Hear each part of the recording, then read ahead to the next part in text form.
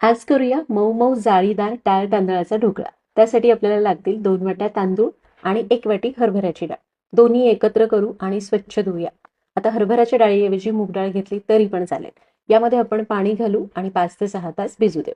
5 ते 6 तास डाळ तांदूळ चांगले भिजले, पाण्यातनं चांगले निथळून घ्यायचे आणि मिक्सरमध्ये पाणी न घालता थोडेसे रवाळ दळून घ्यायचे. हे बघा असे सगळं मिश्रण वाटलं, यावर झाकायचं आणि रात्रभर ठेवून द्यायचं. दुसऱ्या दिवशी सकाळी मिश्रण थोडं आंबलं जातं. मिश्रण हलकं फुलकं झालंय. ढोकळ्यासाठी यातलं अर्ध मिश्रण मी वापरते, ते एका भांड्यात काढलं.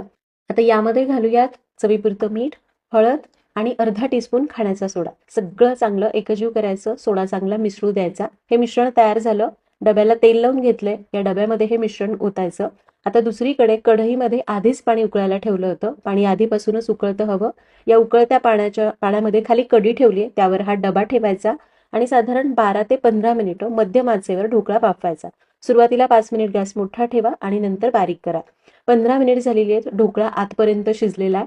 बाहेर काढूया आणि ढोकळा गार झाला की मग काढून घेऊ. ढोकळा गार झालाय, बाहेर काढूया. मस्त दिसतोय. ढोकळा कापून घेऊया. हे बघा मस्त कापला जातोय आणि जाळी पण छान आली. ढोकळा कापून एका ताटामध्ये काढू आणि याची फोडणी करू. त्यासाठी कडल्यामध्ये 3 टेबलस्पून तेल तापवलं, त्यामध्ये घालायची मोहरी, हिंग, हिरवी मिरची आणि कढीपत्ता. हे चांगलं परतलं की शेवटी थोडे तीळ घालूयात. गॅस बंद करायचा आणि ही फोडणी तयार आहे. ही ढोकळ्यावर ओतायची. असेल तर कोथिंबीर घाला, नसेल तर नाही घातली तरी चालेल आणि मस्त डाळ तांदळाचा ढोकळा तयार. करून बघा, कमेंटमध्ये सांगा. अशाच रेसिपीजसाठी फॉलो करा. भेटूया पुढच्या भागात. Happy cooking.